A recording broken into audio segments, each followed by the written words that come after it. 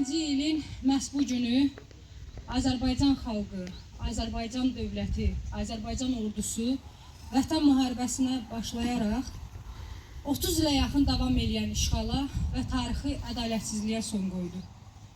Və bu müqəddəs yolda minlərlə Azərbaycan gənci şəhid oldu, öz canından, qanından keçdi və canlarını fəda etdi.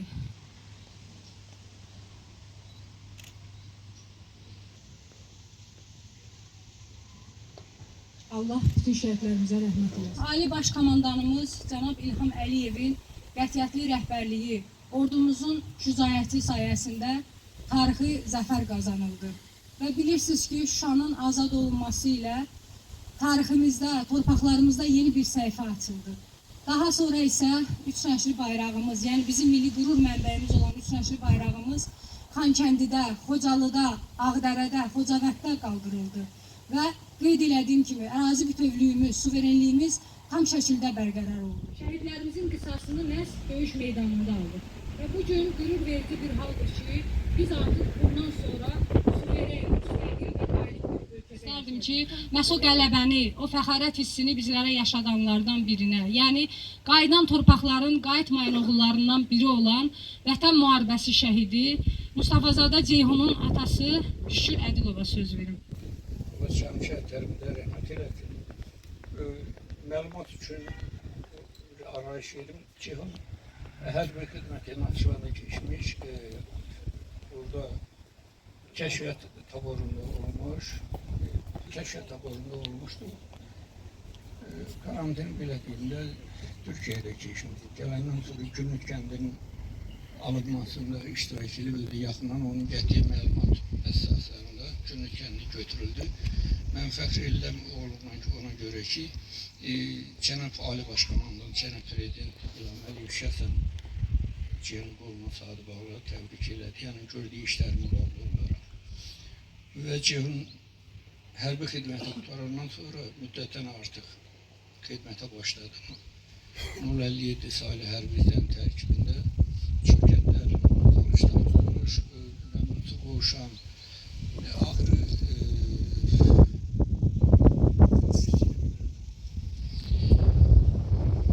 Ağdərə Kəlbəcər uğruna gedən döyüşlərdə devlət əməkliyi tapşırıq yerinə yetirərkən şəhid oldu.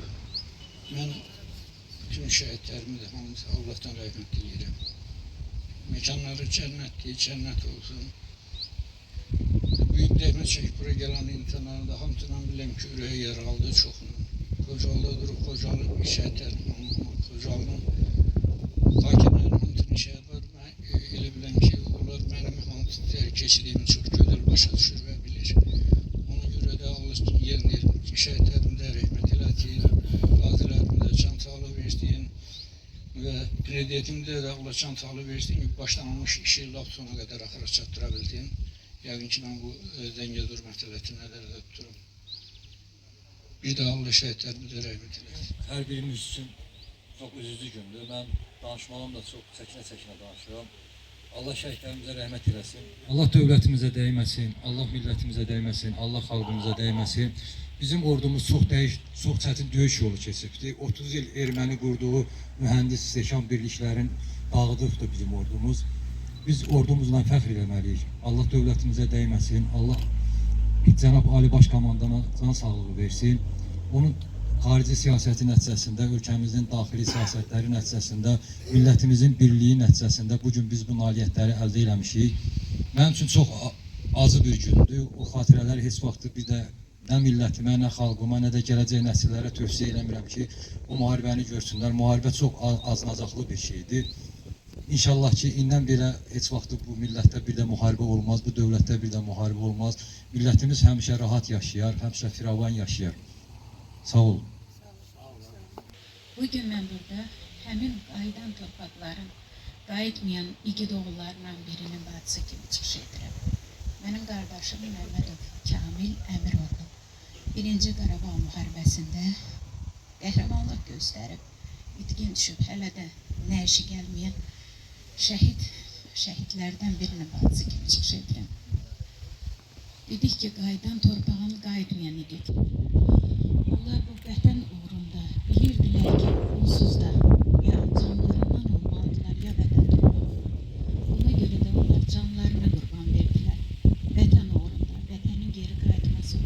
şehitlerimizin anım günüdür. Çünkü bugün bizim için en utanç adı olan köçkünlük adından canımızın kurtardığı bir gündür.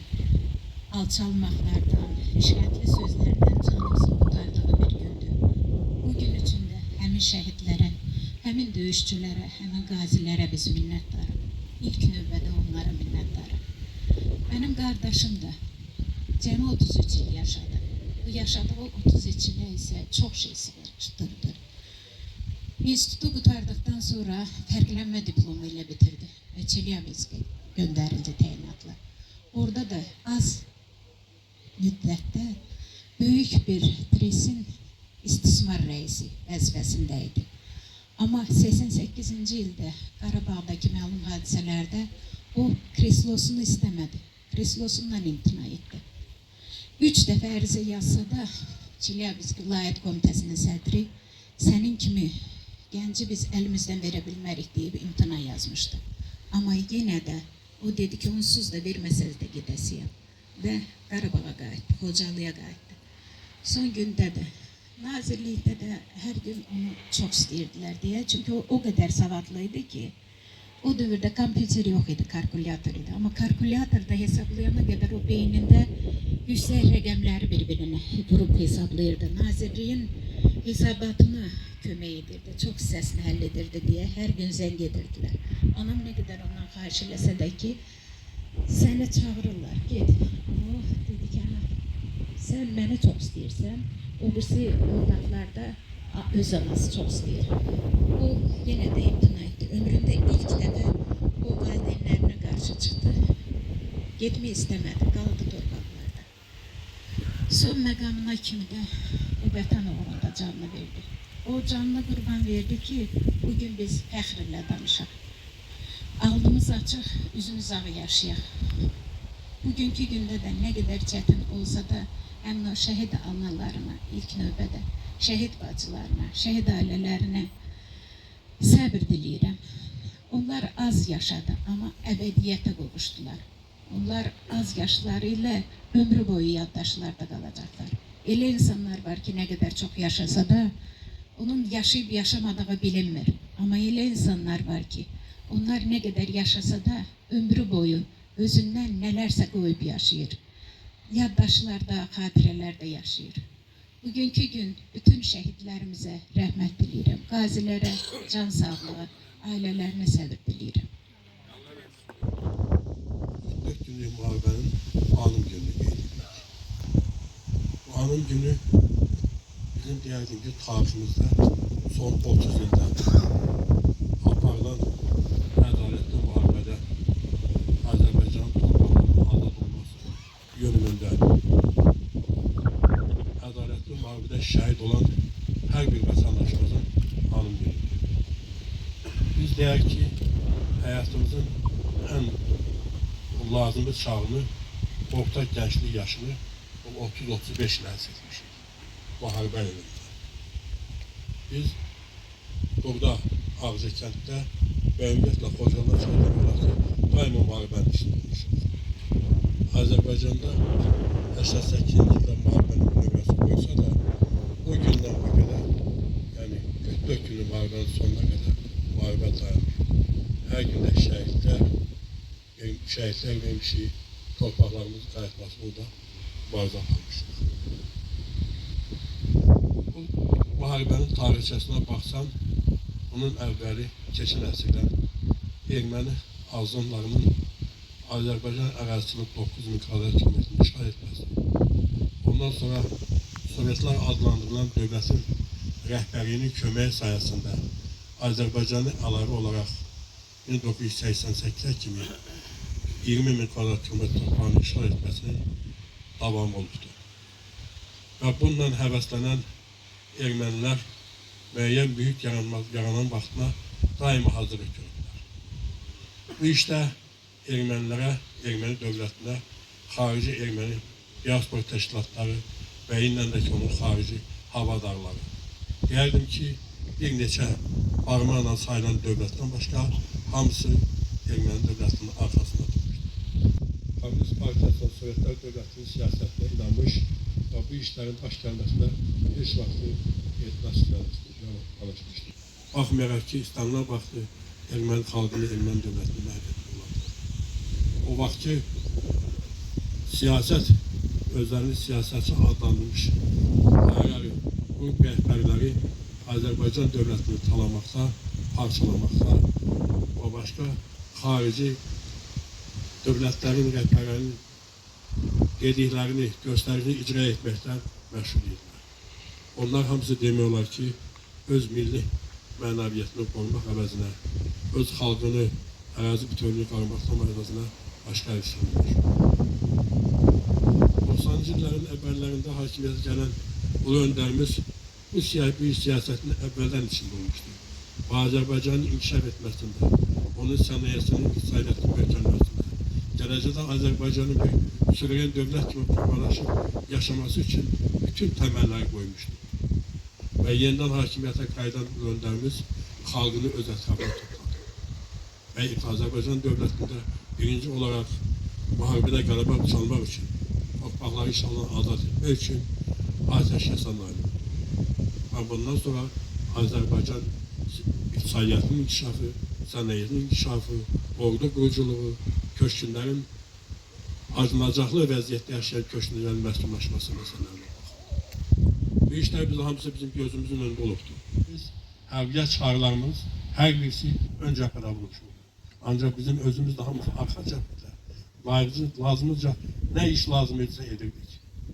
Bütün hərbçilərə lazım olan bütün köməklər, səhiyyə işlərimizin apardığı burada qəhrəmanlıqlar hər gündə bizim səhiyyə məntəqəmizə, xəstəxanamıza onlarla yaralı gəlirdi.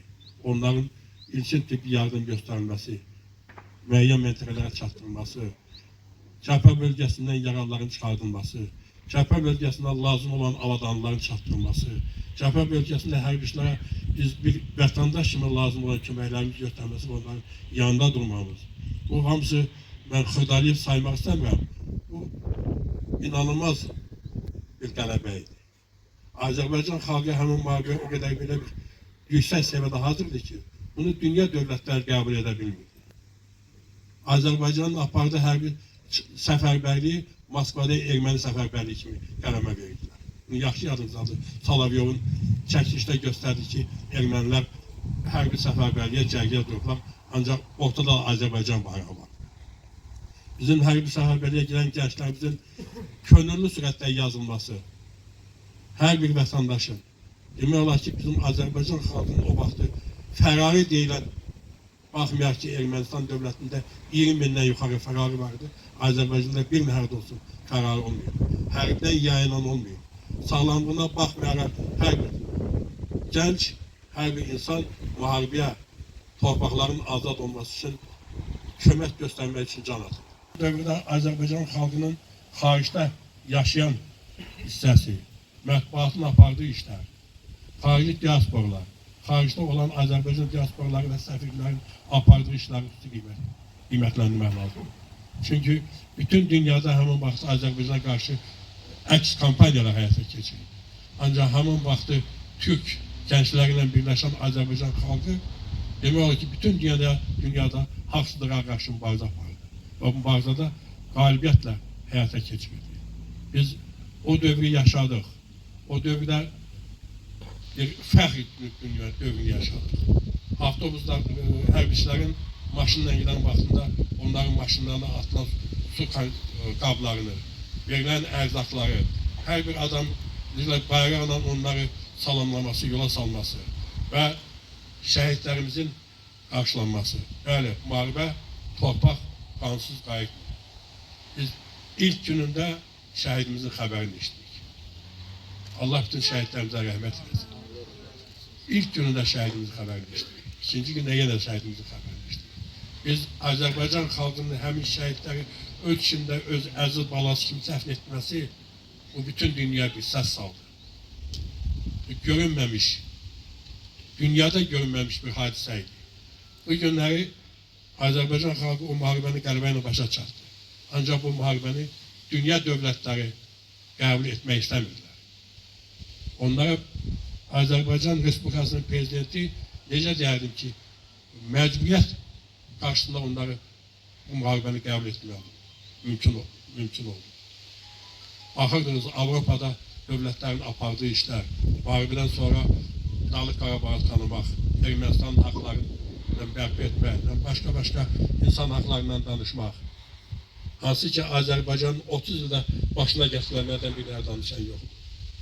Bugün hər sözü, haqqı, ədaləti güc deyir. Odur ki, Ali Başkomandanın apardığı düzgün xarici və daxili siyasət, ordunu, xalqı öz ətrafında birləşdirməsi Azərbaycanı bir yumruq kimi gücə çevirdi. Və bugün gücün qarşısında heç çıldırmağa qadir deyil. Ona görə də bu günləri Azərbaycan dövlətinin prezidentini dünyanın ən 2-3 siyasətçisinin arasında adı çəkilir. Çünki o, ədalətli müharibə apardı. Ədalətli öz torpağını geri qaytardı. Bu günləri çox danışıq vaxtınıza aparmaq istəmirəm. Qürurlu gündür. Bizim qürurumuz özümüzə qayıdır. Mənliyimiz özümüzə qayıdır. Kişiliyimiz özümüzə qayıdır. Torpağımız özümüzə qayıdır. Bu günləri biz işğaldan azad olmuş torpaqlara gedirik. Orada vətənimizi, qəbristanlıqlarımızı yad edirik. Öz haqqımızı biz qaytarmışıq. Nə deyərdim? Allah Teala Azərbaycanın qələbəsini daimi, haqlı qələbəsini daimi uca eləsin. Allah Teala şəhidlərimizə rəhmət eləsin. Qazilərimizə can sağlığı. Gənclərimizə bu yolu daimi öndə tutmaq arzulayıram. Bir daha burada iştirak etməyən hər bir şəhid ailəsinə başsağlığı verirəm. Nə deyək, bu da bizim vaxtımıza yazılan bir tarixidir. Bunu yaşadıq, ancaq şərəflə yaşadıq. Sağ olun.